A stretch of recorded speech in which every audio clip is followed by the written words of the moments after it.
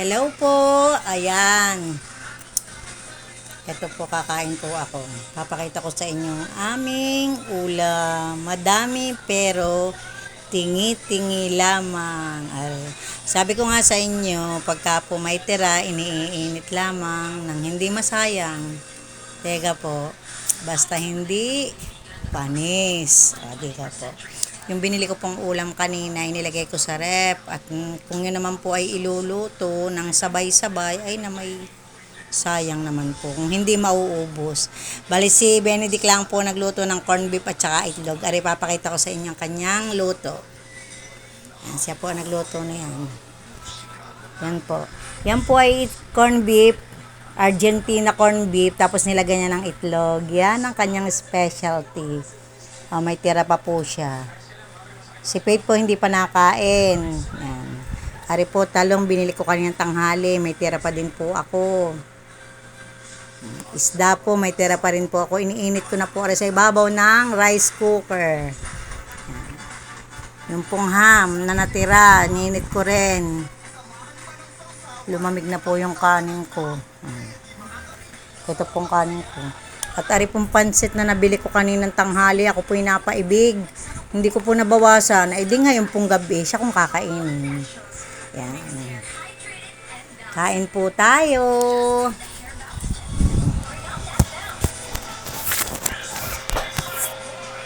Kain po tayo. Ngayon po sa panahong ito, pag ikaw ang budget mo ay kakaunti or ata-atado lang, ika nga, pinagkakasya lang, maraming bayarin, ay wag nang mareklamo. Kahit hindi po magkakatarno ang pang-ulam, kahit po iba-iba, basta wag nang magreklamo. Basta ang mahalaga po ay may laman ang tiyan.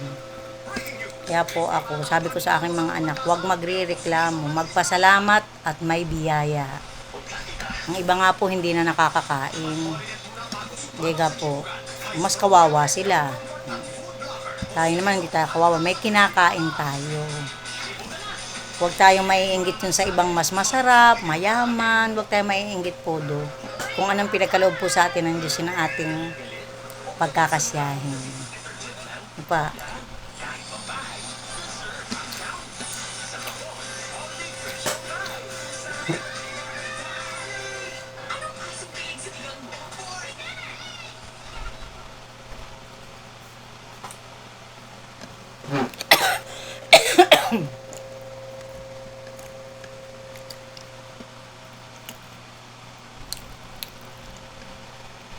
Maintindihan ang aking ulam sa dami.